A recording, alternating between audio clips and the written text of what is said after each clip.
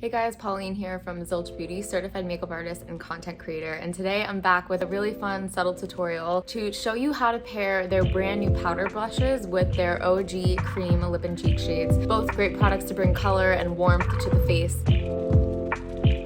But I'm gonna show you a little bit of a strategy to figure out how to pair which shades of the lip and cheek with which shades of the powder blushes. So we love a swatch arm today. Here we go. This might look a little much, but I have a grid in my mind of how these are broken out. So first things first, we have our powder blush shades on this column on my inner forearm, and then we have all of the cream lip and cheek shades on this outer column of my forearm. So the way that I've broken this out is, let's pretend there are two lines slicing this whole group up into three sections. So up top, I have our cool undertone section. In the middle, I have our neutral undertone section. And on the end, I have our warm undertone section. So you might be asking, what the hell is an undertone? Everyone has a natural undertone under our skin. A quick trick that you can do is look at the inside of your arm. Look at your veins. If your veins tend to be more blue or purple, you're probably in this cool family. If your veins tend to be kind of like a green, deeper green, like olivey green color, you're probably in this warm family. But if your veins are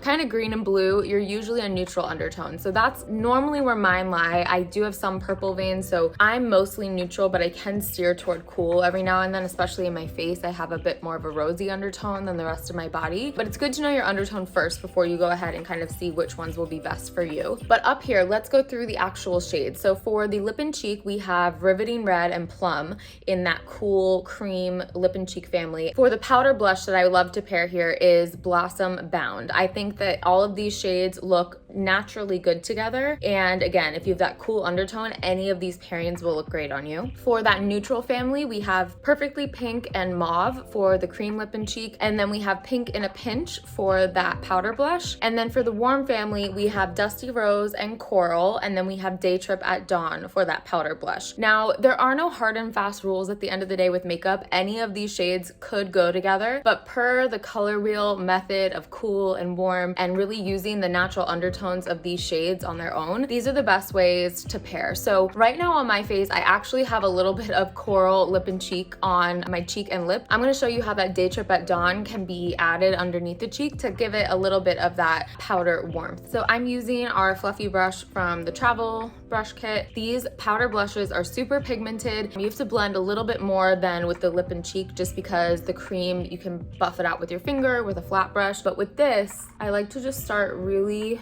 lightly high up. And again, because they already have that cream down, this powder is almost gonna like set it. So if you tend to be oily or, you know, you're going out in summertime and you want your blush shade to stay, I recommend putting that cream lip and cheek shade down first, and then you can always top it with one of these. It's a really subtle finish, but I love playing around with all of these. And again, I love how naturally a lot of these shades mix together. Clover does too. So hopefully you found this video helpful, and definitely if you haven't already, check out our channel. The Subtl YouTube channel has tons of beginner friendly makeup tutorials. So don't forget to subscribe, like, comment, and we'll be back with more videos very soon. Bye everyone.